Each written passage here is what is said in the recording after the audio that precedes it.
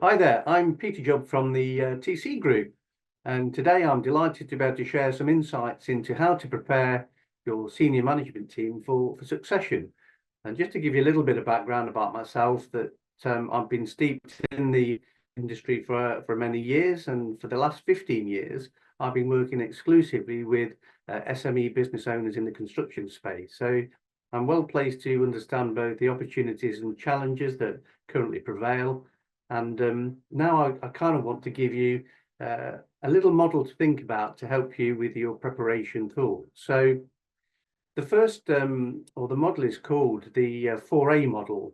And basically the first element of that is what I call availability. And as a business owner, you'll want to consider looking at your senior management team. Do you have a pool of people capable, in your eyes, of succeeding you to become a business owner in the future? So that's a really important first step to look at that number of people and just see what that looks like.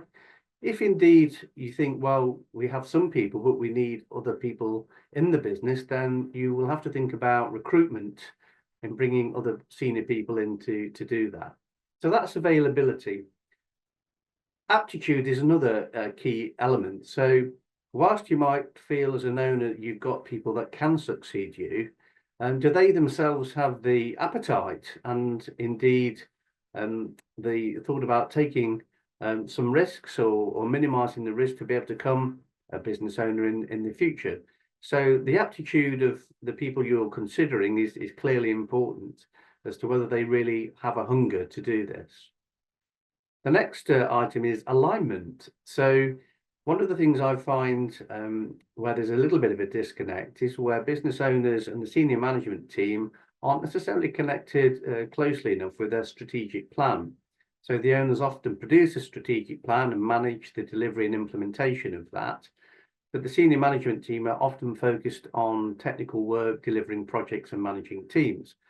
So it's really important to align the senior management team as soon as possible with the strategic plan. So as an owner, you need to look at whether the plan you have is robust enough or whether you need to revisit it and dust it off the shelf and give it some more work. Then, of course, the final element of this is action, because without action, nothing happens. It's an obvious thing to say, but the first three actions you can take are actually the first three steps of this model. And what it'll enable you to do is to basically highlight the really important things you need to consider in the preparation of the management team. And like I say, the important thing is to bring them with you, bring that team with you as soon as possible.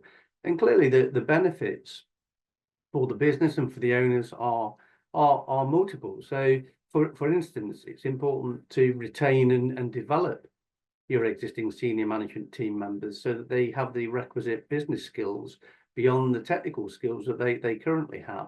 So development and retention is really an important facet. If your business is growing and as an owner, you're struggling to fulfill all the critical business functions yourself, such as business development, strategic planning and leadership, other functions, it's important to get the senior management team upskilled with those facets as soon as possible.